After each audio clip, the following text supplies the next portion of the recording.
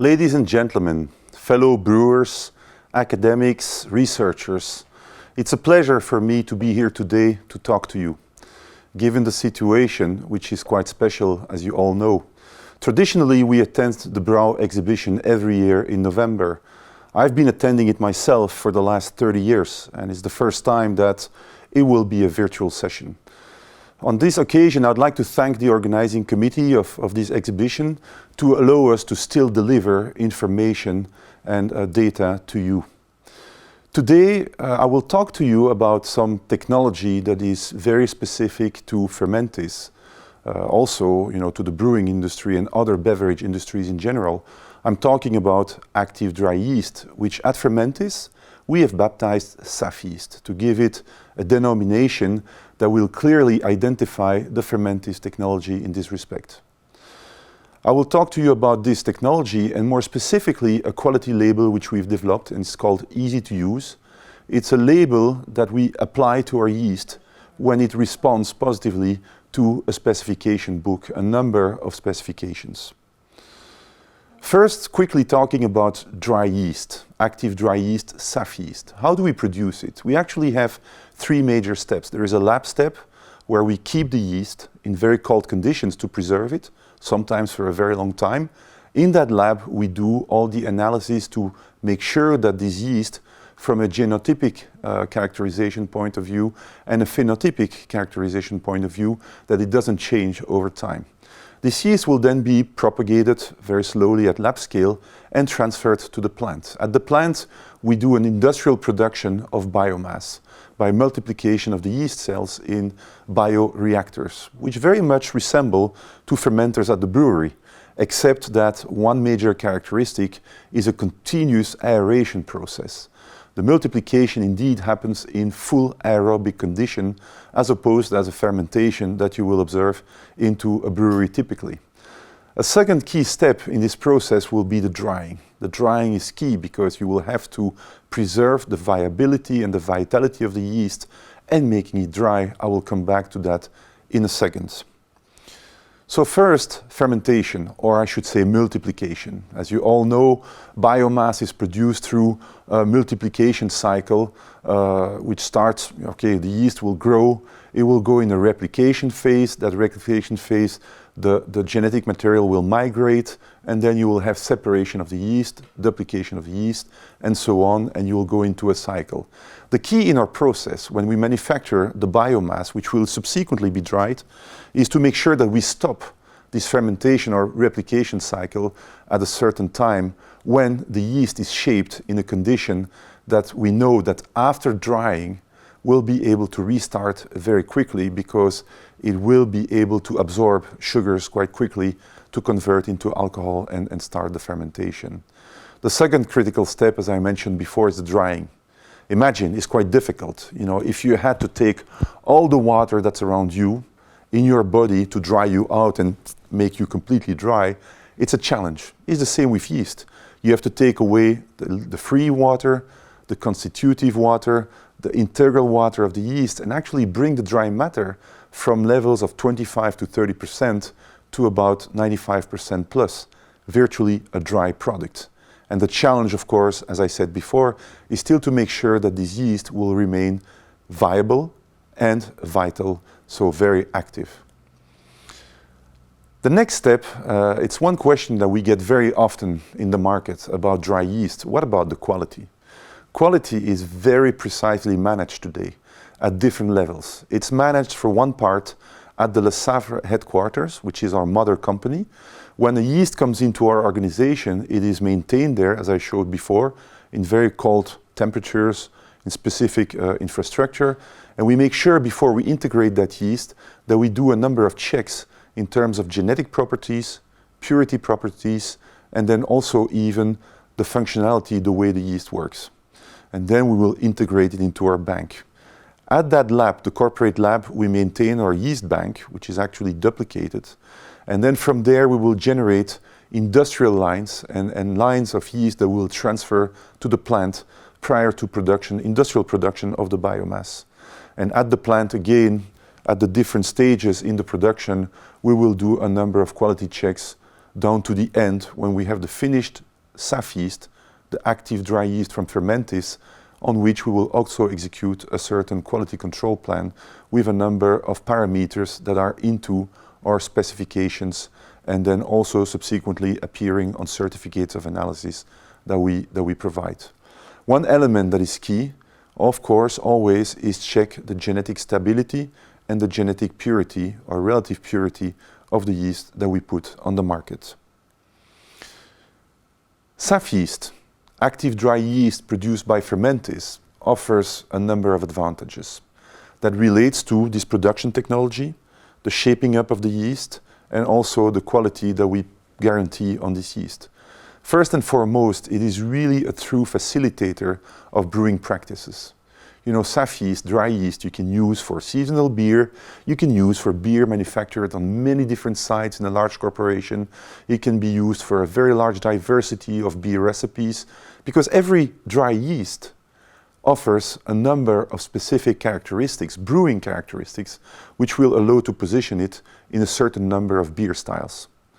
But on top of that, more importantly almost, apart from this biodiversity that we offer with active dry yeast, SafYeast, we have a number of technical advantages, and one of them is the reliability, the consistency. Every batch is the same. You know, every result you can expect to be the same.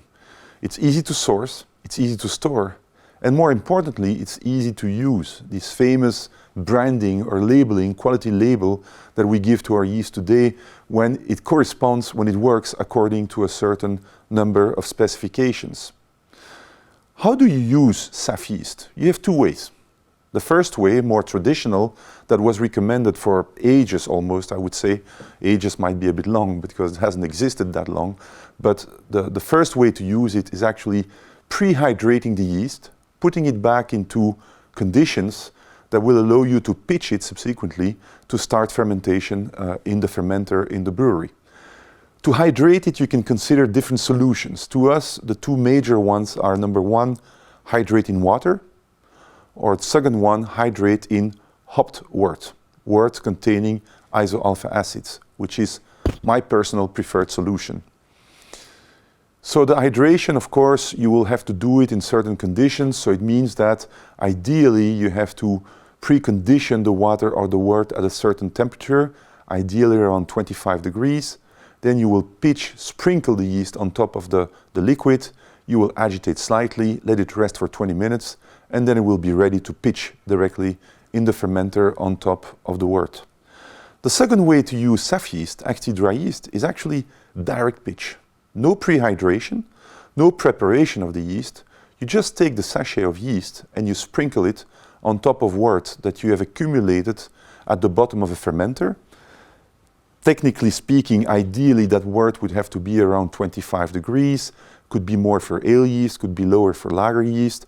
There are clear recommendations for that. And then you will fill the fermenter with more wort, adding the wort at the temperature at which you wish to start the fermentation when the fermenter will be full. So you have two ways, direct pitch or pre-hydration.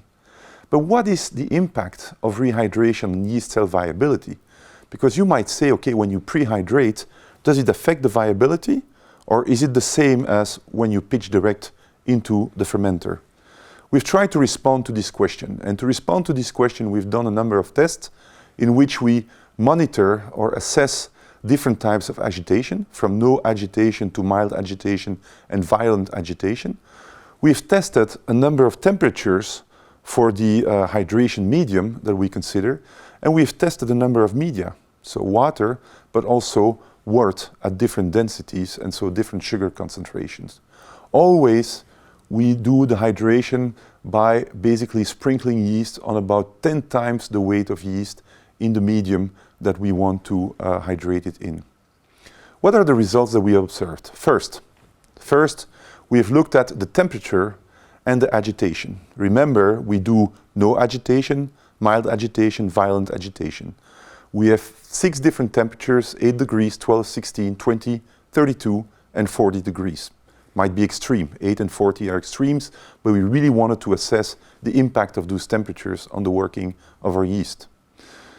On this screen, you will see we have assessed 3 different strains. T58, which is known to be a very robust strain, And then USO5, which is very much sold in the world and which is known to be a more fragile, more sensible strain. Still robust, but more fragile than the T58.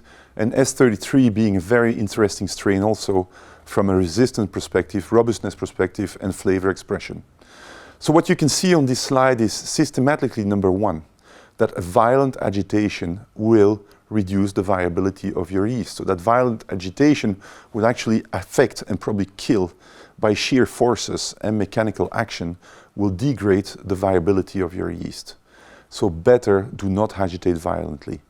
In addition to that, you see that the temperature is critical because for an ale yeast, if you're working at higher temperatures, agitation doesn't show as much an effect as it shows under more stressful conditions, more stressful temperature, like lower temperatures. We've done the same test on lager yeast, and on lager yeast you see the same thing. So violent agitation will affect negatively, significantly negatively, the viability. In this case, however, it's the reverse. If you go too high in temperature, obviously lager yeast is not resistant to high temperatures, and that will be detrimental. So in this case, better work at lower conditions, lower temperatures, more appropriate for lager yeast. Now we look at rehydration time. This slide will show you that whether you work 15 minutes, 25 minutes, 35 minutes, 45 minutes, the viability of the yeast is preserved all times. And we've worked with 2 yeasts, S23 and S189 on the lager side, and 3 yeast on the ale side, T58, the robust one, you remember, USO5, the fragile, and S33 in between. But in any case, viability remains consistent, which means that 15 minutes is enough time to leave the yeast to be rehydrated and start operating fully in fermentation. The next parameter, we look at actually the rehydration medium. And rehydration medium, in the first instance, we looked at water only, and different types of water. So you have distilled water, mineral water being the water that you can find in distribution in bottles, and tap water coming from tap, so it's more city water. City water, remember, is known to contain typically more chlorine than other waters, and distilled water contains no minerals.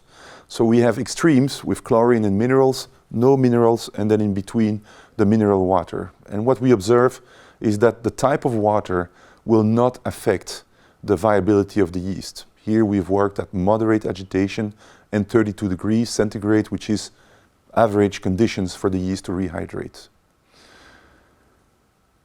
Now we look at more complex medium to rehydrate. So we had the water, remember, so we are comparing water with wort at different densities. And what we see is that actually if you use wort, you raise the viability of your yeast. So nutrition will help the yeast to maintain its viability in the hydration process. That's why I prefer to recommend wort, hopped wort, remember, to hydrate your yeast. One thing though, as opposed to most of the beliefs, a higher concentration in sugar does not negatively affect the viability of your yeast. A lot of talks have been given about osmotic pressure and the impact it could have on yeast. In fact, you see that with a 25-degree Plato wort, you maintain a higher viability on the yeast after hydration than with a lower sugar concentration. Now, second question.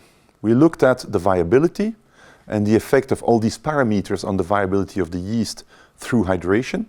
Another question we have is, what is the impact of direct pitch on yeast cell vitality, how fast it works? And so for that, we compared 3 ale strains, USO5, S33, T58. We also compared 3 lager strains, S23, SA189, and W3470. In any case, we always worked in water at 30 degrees C with moderate agitation. For the ales, we worked, in both cases we worked also with a 15-degree Plato wort, and we worked at 30 degrees C with moderate agitation. So that's so it's a 15 Plato wort. So the standard wort is a 15-degree Plato wort. For the ale yeast, we pitched at 50 gram per hectoliter. For the lager yeast, we pitched at 100 gram per hectoliter. We fermented at 20 degrees for ale strains, and we fermented at 14 degrees for lager strains. In addition, we compared artificially aged dry yeast, SafYeast.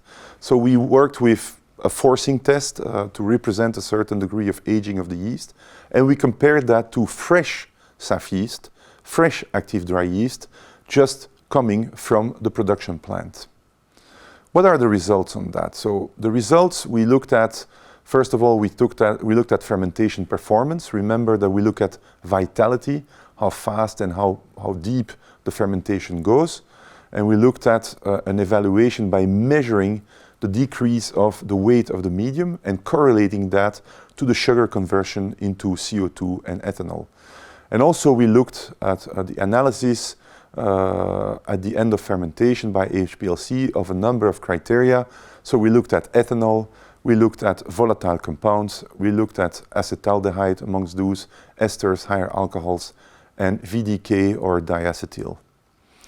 The results are quite interesting. First, when you look at the fresh yeast coming from the fresh SafYeast coming from the plant, what you see is when you compare USO5 in different conditions, DP being direct pitch, W meaning hydration in water, and 15 degrees P meaning hydration in 15 degree Plato wort, you can see that the kinetics and the performance of the yeast is quite identical with very low differences.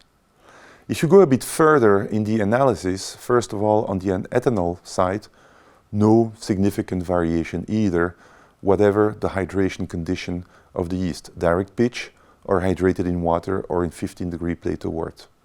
And the same obviously with apparent degree of fermentation, so we have a very similar, very consistent attenuation. When you look at the volatile compounds, no very significant results either. One thing you might point out is the relatively high diacetyl level in the results. But remember that the beer was brewed and analyzed directly after it was made ready. There was no diacetyl rest in this process. So the SafAle USO5, different implementation conditions, no differences. If we now look at the aged yeast, artificially aged yeast, SafYeast, compared to the fresh SafYeast coming from the plant, there again, we have compared USO5, 3 different conditions of implementations, and then you can see that there is virtually no difference between the two fresh SafYeast and aged SafYeast. Moving on to lager yeast. Lager yeast, you might believe, is more sensitive, and so it's being more sensitive, you would think that vitality might be affected by the fact that you pitch direct compared to prehydration, because prehydration means again preconditioning, putting the yeast in the right conditions. And in fact, with fresh lager SafYeast, very little differences in performance, very little differences in ethanol production and attenuation, and also very little differences in volatile production. Moving on to the comparison between the fresh SafYeast and the aged SafYeast, again, you can see very little, if differences at all. So in conclusion, what can we say today based on this study that we have done on SafYeast and the different ways of implementation? So the impact of rehydration on yeast cell viability, what is it? Basically, there is none, except for agitation. Pay attention to the sheared forces that you apply to a yeast cream. Once you hydrate the yeast, put it in a hydration medium and agitate, you have some sheared forces that will mechanically affect the yeast and could degrade the viability, actually kill the yeast somehow, or so to say. But temperature does not impact significantly, or has basically no impact at no or moderate agitation. The type of media does not influence significantly the viability, as we've seen, and there was no impact observed with different periods of rehydration. We've seen that 15 minutes is typically the optimal time for hydration of the yeast. Also, the conclusions are very similar whether you talk about SafAle, SafLager, and even SafBrew to some extent in some cases. What is the impact of direct pitch on yeast cell vitality now? And there we've seen that direct pitch has no impact on the kinetics, on the ethanol production, and of course the attenuation, and it has very little impact, if any impact at all, on volatile compounds production. So now, let's make it easy. Don't think too much, don't be afraid, don't be scared. And of course, it's up to you to decide whether you want to prehydrate your yeast, the SafYeast, prior to pitching in the fermenter, or if you want to pitch it direct by sprinkling on top of wort in the fermenter. It's really your decision. Whatever, that's why we call it the yeast easy to use. And we have given it that specific label of SafYeast easy to use. I'd like to finish by thanking one of our partners, the main partner that we've done this study with, which is Institut Meurice in Brussels, headed by Laurence van Nedervelde, and then of course also the technical team, and more specifically Philip Janssens, who has been very instrumental in doing this study and providing to you today all this information.